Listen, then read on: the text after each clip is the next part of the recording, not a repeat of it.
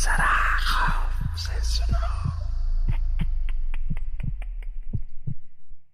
Ragging का नाम सुनते ही हम सबको कॉलेज और हॉस्टल के दिन याद आ जाते हैं।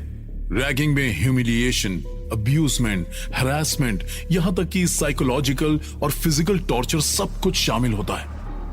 इसीलिए कॉलेज में रैगिंग बैंड है।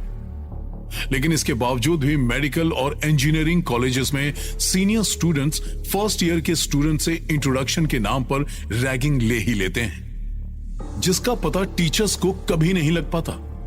लेकिन कभी आपने सोचा है कि इस तरह की हरकतें एक भयानक डरावने हादसे में भी बदल सकती हैं? फर्स्ट ईयर से सेकेंड ईयर में जाते ही विशाल, प्रवीण, श्रेया और मोनिका ने रैगिंग के नाम पर नए लड़के लड़कियों को परेशान करना शुरू कर दिया था।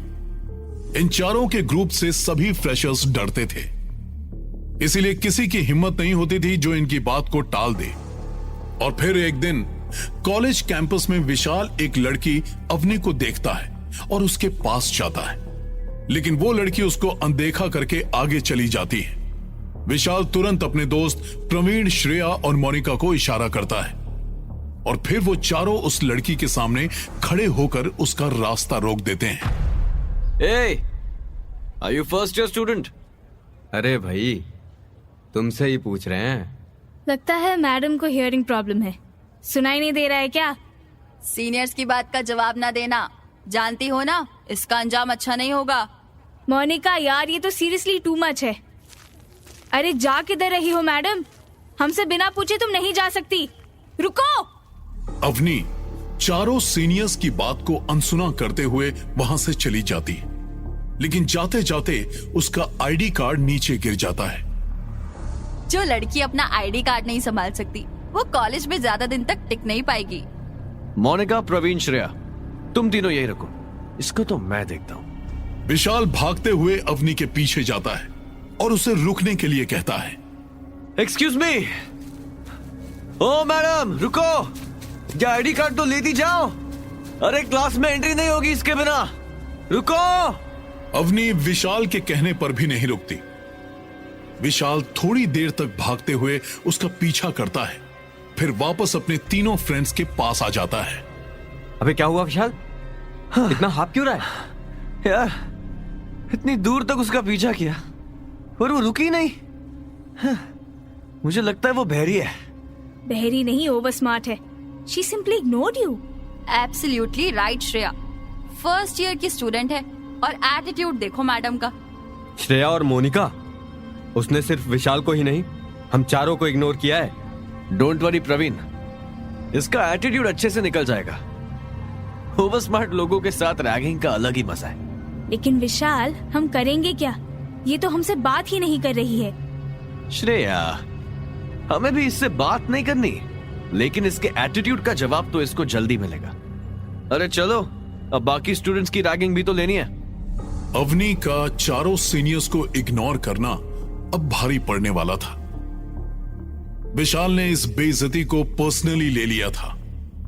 उसको अब किसी भी हालत में अवनी के घमंड को तोड़ना था, लेकिन उन सबको समझ नहीं आ रहा था कि वो लोग उसके साथ क्या करें। अगली सुबह चारों प्लान बनाकर अवनी की क्लास के सामने खड़े हो जाते हैं। यार क्लास शुरू होने वाली है और ये अवनी तो अभी तक आई ही नहीं। आएगी कैसे? अपना आईडी कार्ड ढूंढ रही होगी। वैसे इसको पहले कभी नहीं देखा। लगता है इसका लेट एडमिशन हुआ है।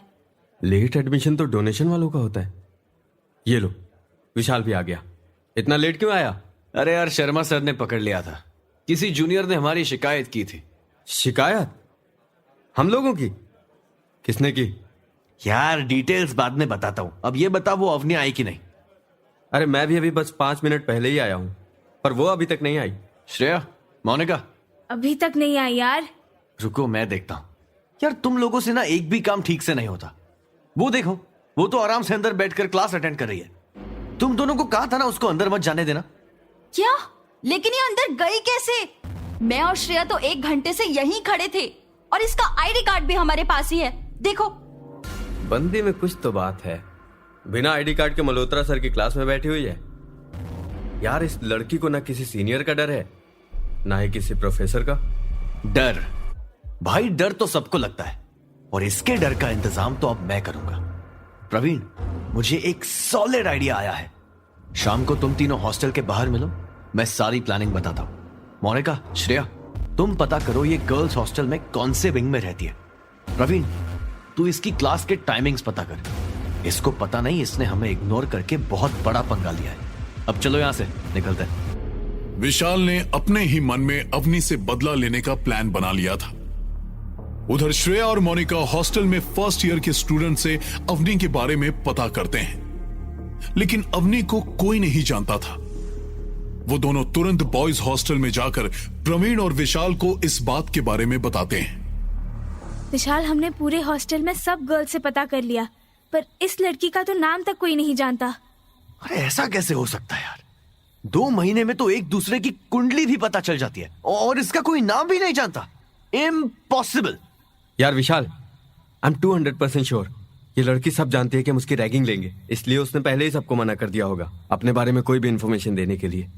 अच्छा, और सब इसकी बात मान भी गए? प्रवीण, कभी तो दिमाग से बात किया कर। तुझे लगता है फर्स्ट ईयर के स्टूडेंट्स हमारे साथ झूठ बोलेंगे? याद है ना लास्ट टाइम वाली रैगिंग? इन जूनियर्स की इतनी हिम्मत नहीं कि ये लोग हमसे झूठ बोले। हाँ, मोनिका सही बोल रही है। हमसे झूठ बोलकर उनको मरना है क्या? मुझे तो लगता है वो शायद प्राइवेट अकोमोडेशन लेकर रहती है। Private accommodation? लेकिन कहाँ? इसी बात का पता लगाने के लिए ही तो तुम सबको कहा था। एक जूनियर ने हमारी इतनी बुरी तरह बेइज्जती की है, और आज दूसरा दिन है, हम कुछ भी नहीं कर पाए। विशाल, सामने देख, मछली खुद चलकर हमारे पास आ रही है। ये अवनी इतनी रात को यहाँ क्या कर रही है? यार, ये तो हमारे पास ही आ रही है। हेलो गाइस, मुझे देखकर आप सब लोगों के होश क्यों उड़ गए? हाँ, मुझसे बात करने के लिए यहाँ तक चले आए? सीनियर से बात करने की तमीज नहीं है क्या? सीनियर्स? मुझे तो यहाँ कोई सीनियर नजर नहीं आ रहा है। हाँ, 4 लंगूर जरूर दिख रहे हैं जो रैगिंग के नाम पर जूनियर के साथ बदतमीजी करते हैं। क्या हुआ, बुरा लग गया? ओह, तुम्हें तो मुझे बेबस देखना है ना, रोते हुए, है ना? मुझे फॉलो करना छोड़ दो, नहीं तो तुम सबके लिए अच्छा नहीं होगा, समझे? अब हटो सामने से। क्या तूफानी लड़की है यार, मुझे तो लगता है ये जूनियर नहीं सीनियर है। चुप कर प्रवीण, दूसरी बार इसने हमारी डिसरिस्पेक्ट की है। I agree Shreya. विशाल, इसको छोड़ना नहीं। अब तू आगे का प्लान बता कि करना क्या है। प्लान बाद में बताऊंगा, पहले चलकर देखते हैं ये जा कहाँ रही है। चलो इसके पीछे, अब इससे हमसे कोई नहीं बचा सकता। विशाल, प्रवीण, श्रेया और मोनिका चारों अवनी का पीछा करते हैं। वो देखते हैं कि अवनी वीआईपी रेसिडेंशियल हॉस्टल में गई है। अरे ये यहाँ रहती है, वीआईपी अकोमोडेशन। विशाल, ये पक्का डीन की रिलेटिव है। मैं कहता हूँ इसका पीछा छोड़ो, कहीं इसने उल्टा हमारी शिकायत कर दी तो। यार प्रवीण, तू डरता बहुत है। कर दी तो कर दी, वो 1 और हम 4 हैं। उसकी बात पर कौन विश्वास करेगा? प्रवीण और मोनिका, तुम चिंता मत करो, आज से इसका बुरा वक्त शुरू। विशाल सहित उसके तीनों फ्रेंड्स अब अवनी से पूरी तरह से फ्रस्ट्रेट हो चुके थे। विशाल अपने तीनों फ्रेंड्स प्रवीण, मोनिका और श्रेया से सुबह मिलता है। चारों मिलकर उसे डराने का प्लान बनाते हैं। विशाल मोर्चरी से एक मुर्दे का कटा हुआ हाथ लेकर आता है, और फिर रात के 12 बजे के करीब चारों अवनी के रूम के बाहर मिलते हैं। विशाल, इस हाथ को तू ही रख के आएगा। प्रवीण, तू मेडिकल स्टूडेंट होकर कटे हुए हाथ से डर रहा है? भाई, मैं तो नहीं डर रहा, लेकिन क्या गारंटी है कि अवनी इस हाथ से डरेगी? अरे वही तो देखना है, उसकी आंखों में डर। तू चिंता मत कर, वो 100% डरेगी, डोंट वरी। लेकिन विशाल, उसके रूम में हाथ कैसे रखेंगे? अब तक तो वो सो चुकी होगी। मैं खिड़की से हाथ उसके बेड पे फेंक दूंगा। श्रेया, तू इलेक्ट्रिसिटी का मेन स्विच ऑफ कर देना। मोनिका, प्रवीण, तुम बाहर से उसके रूम का डोर लॉक कर देना ताकि वो बाहर ना आ पाए। चलो अब। सब कुछ विशाल के प्लान के अकॉर्डिंग होता है। विशाल आसानी से कटे हुए हाथ को रूम के अंदर फेंक देता है। श्रेया इलेक्ट्रिसिटी का मेन स्विच ऑफ कर देती है। मोनिका और प्रवीण बाहर से रूम लॉक कर देते हैं, लेकिन आधा घंटा गुजर जाता है पर रूम से अवनी की आवाज नहीं आती। यार विशाल, मैंने पहले ही कहा था ना, ये इस हाथ से नहीं डरने वाली। हम यहाँ उसको डरा हुआ देखने के लिए खड़े हैं और वो उधर आराम से सो रही है। प्रवीण, यार तुम दोनों ने ठीक से तो देखा ना, वो रूम पर तो थी ना? मोनिका, तुझे ट्रस्ट नहीं है ना, तो तू देख कर आ। ठीक है, मैं जाकर देखती हूँ। मोनिका जैसे ही अंदर जाती है, वो देखती है कि अवनी उस कटे हुए हाथ को जमीन पर बैठकर खा रही है। मोनिका ये देखकर बहुत डर जाती है और वहां से भागने की कोशिश करती है। मेरा डर देखने आई है।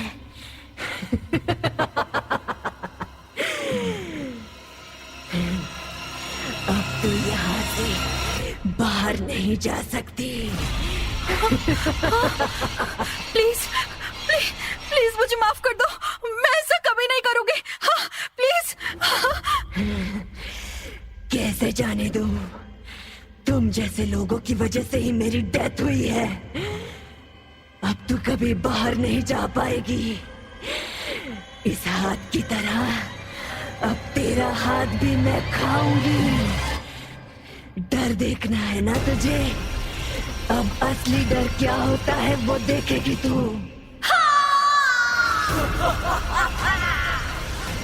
मोनिका की चीख सुनकर प्रवीण उसको देखने रूम के बाहर पहुंचता है। ये मोनिका की चीख थी ना? विशाल और श्रेया, तुम दोनों यहीं रुको, मैं अंदर देख कर आता हूँ।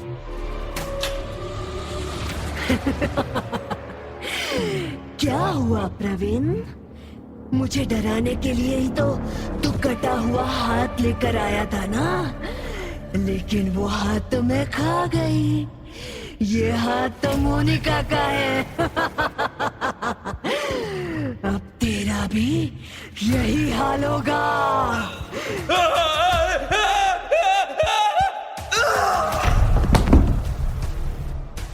अवनी प्रवीण को हवा में घुमाते हुए उसको जोर से नीचे गिराती है। प्रवीण का सर कांच की टेबल में लगता है और वो वहीं खत्म हो जाता है। लेकिन बाहर खड़े श्रेया और विशाल को कोई आवाज नहीं आती। श्रेया, ये प्रवीण और मोनिका अब तक आए क्यों नहीं? अरे कहीं इन्होंने वार्डन के डर से अवनी को सब कुछ बता तो नहीं दिया? मैं जाकर चेक करता हूँ। यार मुझे यहाँ अकेले डर लग रहा है, तू यहीं रुक, मैं जाकर देखती हूँ। अच्छा ठीक है। श्रेया जैसे ही अंदर जाती है, वो देखती है कि प्रवीण और मोनिका की डेड बॉडी से खून निकल रहा है और अवनी साइड में बैठे हुए उंगलियां चबा रही है। अवनी का ये रूप देखते ही श्रेया बेहोश हो जाती है और तभी कोई जोर जोर से हथौड़ा मारने लगता है। विशाल मेन स्विच ऑन करने जाता है लेकिन कर नहीं पाता।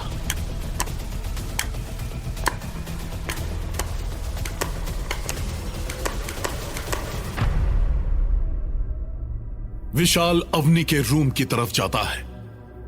जैसे ही वो दरवाजा खोलता है, वहां अवनी का भयानक रूप उसे दिखता है। विशाल भी वहीं बेहोश होकर गिर जाता है।